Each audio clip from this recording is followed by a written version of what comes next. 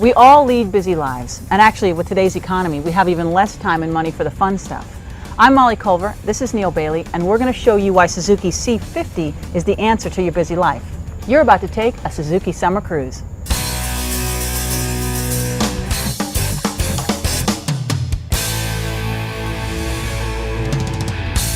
I was so excited yesterday, Neale, for coming out here to North Carolina and starting out at the speed offices and getting on. I started out on the M50, which I really liked, but I'm glad at one point we switched up because I wanted to try the C50. So Valet Molly, how was that? Walk out and 2 bikes in there waiting for you? I like to walk out and my bikes are ready and fixed, and everybody at Speed put these together and they're beautiful, and I jumped on, and I'm used to riding bikes that are just a little bigger. My own bike is a bigger bike, but what I like about this bike, it was just so easy to maneuver and easy to move around. It's big, but it's not intimidating. It's not intimidating big. Obviously the glamorous part of what we do is we have to turn around a lot for the camera, but didn't you feel this thing was, you know, turning in a country road, you got to make the turn quick?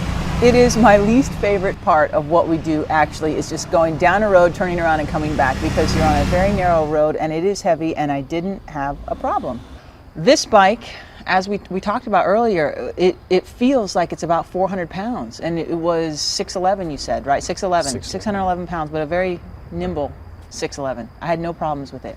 I think this bike is perfect if you are, I don't think it's for your beginning rider, but I think if you're ready to make the move from your, you know, 250, 450, 500 something up into a cruiser bike, and you're a little intimidated by the weight factor and the power factor of anything 1200, 1600, even now the 18s, I mean, they're so big, they come in so many sizes, that this is the perfect starting point.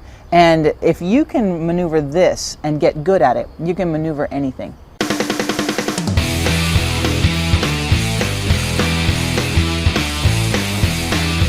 So we got out of Speed. We had to pick up a little bit of interstate to head out towards the Smoky Mountains. I know that wasn't your favorite part. Quite frankly, the most boring part of my ride is A to B on a highway. But talk about that highway ride. I mean, we had to run 70, 80 miles an hour in traffic. Oh yeah. I mean, stable? Yeah. Oh yeah, no problem. Not threatening? Oh yeah, as far as getting, you know, as far as it not being much fun just to be on the highway, it was no drama. It handles, it's not like you're on a little bike. You know what was beautiful is getting into the mountains, into the, what road was that again? The 226A? Oh yeah, the 2-lane highway? Yeah. It was beautiful, Yeah. up into the Smoky Mountains. Oh, and what I love about being on a bike is that you're in the elements. You know, your car radio's not on, your air conditioner's not running, you're just smelling and listening to nature. And I don't know, what was it, jasmine or something? What was it at the very beginning? I think, yeah. It was gorgeous. It was gorgeous. It smelled so good. Well, it's a very interesting road, and we sort of left the 4-lane and we worked our way up. You know, that's when you're really climbing the mountain, and we're heading up to Little Switzerland. It got cold. How about it was like 90 degrees and we were sweating at the bottom, and at the top I thought, oh no, I don't have another jacket. Yeah. What a drag. Yeah, but summer altitude, I mean, that's why people come to the mountains for the summer, to get away from the heat. What about Little Switzerland? How cute was that place, pulling into there? That is a sort of quintessential place that you want to put on your bike.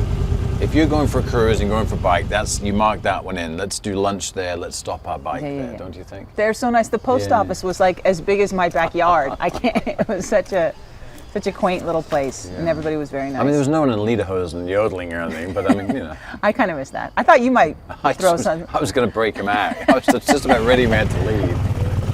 I think what was great about yesterday was we kept elevating. You know, we left the highway, got on 321, then we climbed up 226, then we had lunch, and then we popped up in the Parkway, and that was just, I mean, does it get any better than that? No, it really doesn't. Once we started actually doing some real riding, it's such a beautiful vista, and such a beautiful, every time we pulled over to one of those vistas where you could look over and see how beautiful it was, we thought that was the most beautiful thing we'd ever seen. Then we go around the turn and there's another one, it's twice as beautiful as the one we just saw. Then you go down, there's another one, and they're all different and beautiful. I can't believe it. We were up so high, I touched the clouds. And then you dragged me down that trail. I was kicking and screaming. Oh, no, you are cool. Such a nature lover. You are lying through your teeth. I know, nature boy. That haircut's a little wild. This is a nature cut.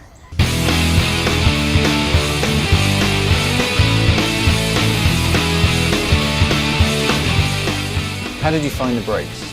Compared to your Harley or compared to a sport bike? I mean, they're not so Well, strong, but they're not as touchy as a sport bike, that's for sure. But I definitely did a single finger the whole time, single finger front brake. You know, just a little trail brake into the turns, and it wasn't like on my Harley. I actually I hate saying that because I love my Harley, but on my Harley I do reach around with all my fingers and actually pull back on the brake. Yeah. I cannot single finger anything on my bike.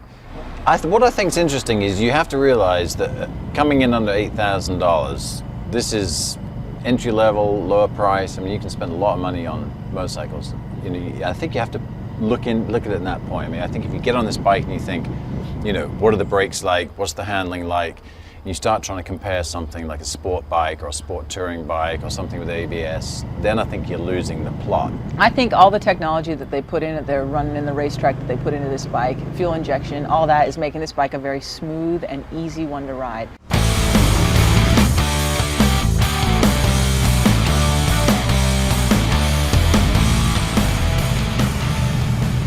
You know, we had this great plan that we were going to get off the Parkway, come down into Asheville, go and see some of the sites, because this is a very, very cool city.